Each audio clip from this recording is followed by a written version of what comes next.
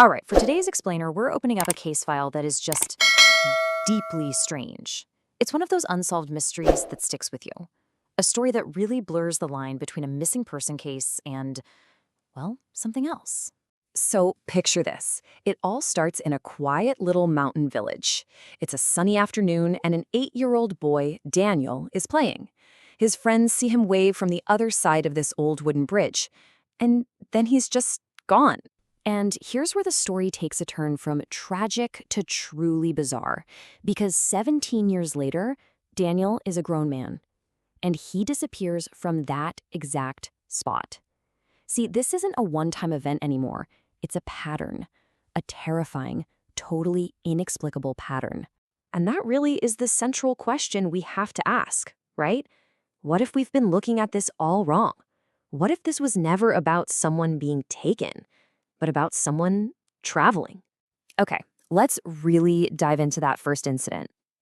To get the whole picture, we have to go back to that day in 1995 and just look at the facts.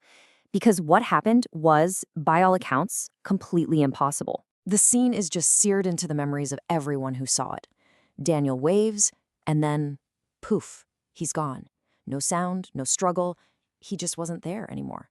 The search was immediate, it was massive. Hundreds of people combed the area, but it was like they were looking for a ghost. And get this, because this detail is absolutely chilling. The search dogs, our best tool for this kind of thing, they followed his scent right to the middle of the bridge. And then the trail just stopped, cold. It didn't go off the side. It didn't continue to the other end. It was as if he was just lifted straight up into the air. For 4 agonizing days, there was absolutely nothing. No ransom calls, no clues, no sign of Daniel at all. The family, the whole village, they were fearing the absolute worst. And then, just like that, he's back. But look at how he was found. He wasn't dirty or hungry or hurt like a little kid who'd been lost in the woods for 4 days should be. He was miles away from that bridge, perfectly clean, looked like he just had a meal. And he couldn't remember a single thing. The case just went cold. So for 17 years, life just goes on. Daniel grows up, he moves away, he starts a career as a photographer. The whole thing just becomes a strange memory, a local ghost story. But the mystery? It wasn't over. It was just waiting. When he disappeared the second time, the pattern was so familiar, but also alarmingly different. He was found unharmed again, which is incredible, but this time it was after 7 days, not 4. And there was one change, one crucial difference that would redefine this entire mystery. This time, he remembered everything. And this is the moment the whole case file gets blown wide open. In 2012, after being found soaking wet but otherwise fine on that same bridge, Daniel finally starts talking. And the story he tells, well, it's not of this world. Just let that sink in for a second. He says that his 7-day absence in our world felt like years where he was. He's talking about a place where time itself just flows differently.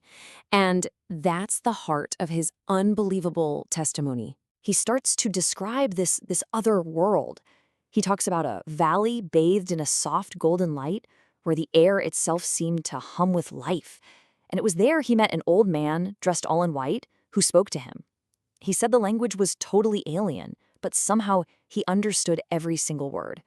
And this being, he gave Daniel a message meant for all of us. But here's the catch. He refused to share it. He was completely convinced that, 1, nobody would ever believe him, and 2, maybe more importantly, that humanity just wasn't ready to hear it. This just adds this whole other layer of mystery. What could it possibly be? Now, if you're thinking this all sounds like a dream or a hallucination, this is what makes it so hard to just dismiss. Investigators found his old notebooks, and for years before the second disappearance, Daniel had been sketching these strange, intricate symbols. Well, when they showed them to local historians, they were just floored. The symbols were a perfect match for these ancient carvings found deep in the local forest, carvings nobody knew about in a place Daniel had never been. All of a sudden, you have physical evidence. So where does that leave us? Well, a year after his testimony, Daniel's story takes its final chilling turn. It goes from an unsolved case to a modern legend. This timeline really tells the whole story, doesn't it? First, the vanishing as a kid in 95. Then the return and the incredible revelation in 2012. But it doesn't end there. Just 1 year after he told his story, Daniel walked out of his house one evening and was never seen again. This time, there was no mysterious return. He was gone for good. But his disappearance wasn't really the end of the story, just his part in it. To this day, the legend is still alive. Villagers claim that on certain evenings, right as the sun is setting, you can see a tall figure, dressed in white, just standing there, silently, in the middle of that old wooden bridge. Is it the old man from Daniel's story? Could it be Daniel himself, now a part of that other place? The figure never moves. It never speaks.